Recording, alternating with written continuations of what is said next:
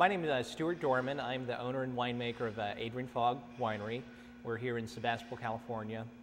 We started the project about 12 years ago with the idea of just focusing on Pinot Noir. And at that time, Pinot Noir really wasn't that much of a popular varietal. It definitely was in the, out there, but if you looked at actually the California Grape Report, Pinot Noir would not even be listed as its own varietal back then. So as time's gone by, that's really exploded.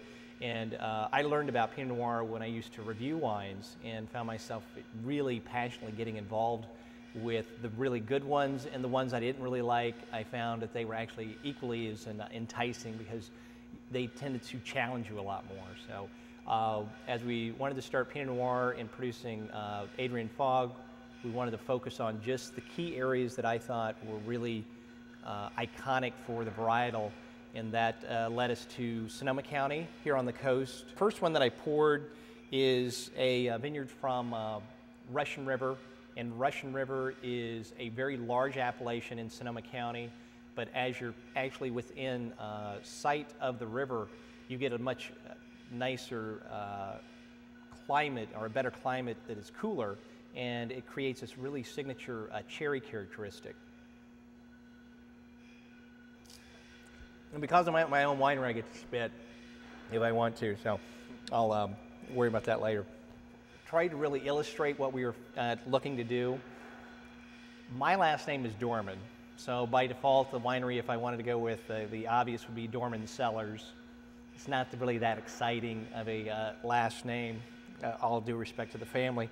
So I thought we wanted to, again, create more of an identity, this really brooding, dark, rich, kind of mystical varietal. And Adrian is actually a Greek spelling. It means dark and rich. And fog is important, as we were talking earlier, as the fog rolls in, it keeps the vines cooler, and it creates that really dark, rich flavor. So Adrian Fog was what we came up with, and the label is just an S and a J. Soil that you get around the Petaluma area, it's called the Petaluma Gap, is really, really heavy. And if you can see how dense it is, this is what we'd call a heavy soil. And this is exactly the way it looks in the summer, late summer, is it fragments, it gets very, very dense, it doesn't hold water very well, and what it does to the vine is it really stresses them. It causes the grapes to be just slightly dehydrated around harvest and concentrates more and more flavor. And we really end up with a character in the finished wine that is as dark and rich as the actual soil looks. So we always talk about terroir in production of wine and the appreciation of it, but it really comes into play the more and more dramatic the soils are. And in certain areas of Sonoma County, we can go from a marine soil, which is around the Carneros appellation and area, and also the Petaluma Gap, which is part of the Sonoma Coast appellation. And then as you get up around the towns of Sebastopol and Grayton, you get into a Gold Ridge soil. And if you look at that soil, it's actually very sandy. During the summer months, it looks very, very light in color, and the wines that come from this area tend to be a little brighter and not quite as rich and heavy. As you get up into other areas such as Anderson Valley, the low part of the valley, literally on the valley floor, has this really heavy, dense soil, and again, you're getting these really deep, rich, intense flavors. So that idea of terroir comes through exceptionally well when the soil is as dramatic as the characters in the wine. So we found this Sonoma Coast Pinot, the numbers is really, really full and rich. The wines, the Pinot Noirs 15 or 20 years ago were what I would always describe as a brighter. They were a little more sassy, they had spice, they also had this really pretty, you could describe them more as pretty. And as time has gone by, we've really focused in that prettiness and made it more kind of hearty and rich and more robust, and actually kind of created more of a masculine character to the varietal, where a lot of times you might have Pinot Noirs that have more of a kind of a feminine and more of an elegance to them. And that's really the cool thing about Pinot, is that you can go from these really elegant, pretty styles of Pinot to these really robust, masculine, kind of hearty monster Pinots.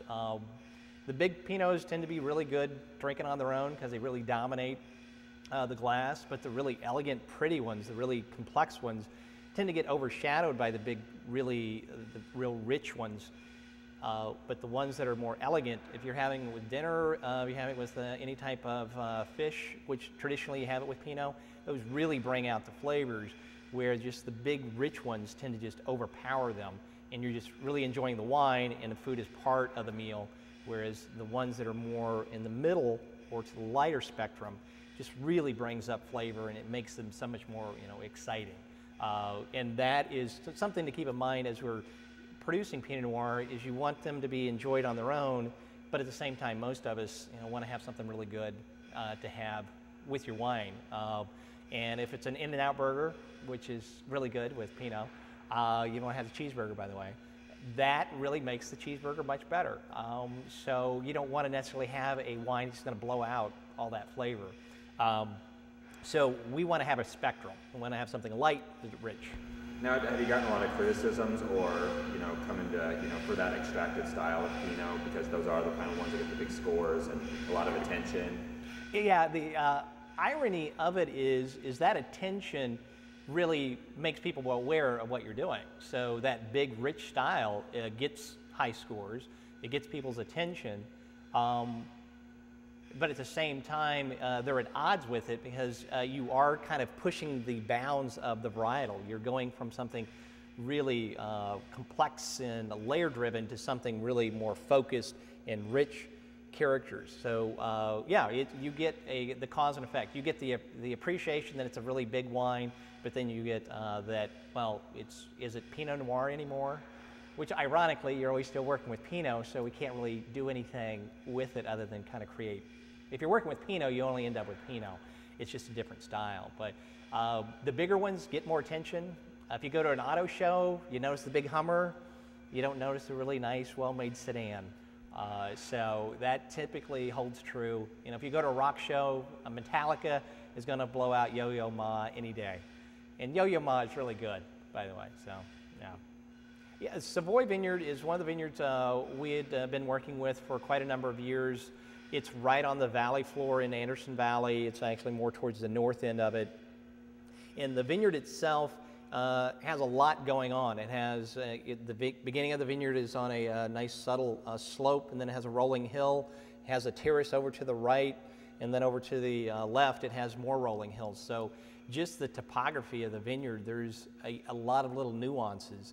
And it's a vineyard that was planted in the 90s, early to mid 90s, so it's mature, and it has some of these soils on it that really kind of bring out this deep richness in one aspect, but the soil on the vineyard that's at the higher terraces actually tend to soften that a little bit. So it's a vineyard that we work with. It's very nuanced. It has, we have 5 different sections that we had been working with. It's from 5 different clones. So there's a lot of little different elements, and as you put it together in a finished wine, you get the 2 main components of a really good wine, which is complexity and intensity. And that is, gives us a great kind of opportunity to express the appellation in the vineyard.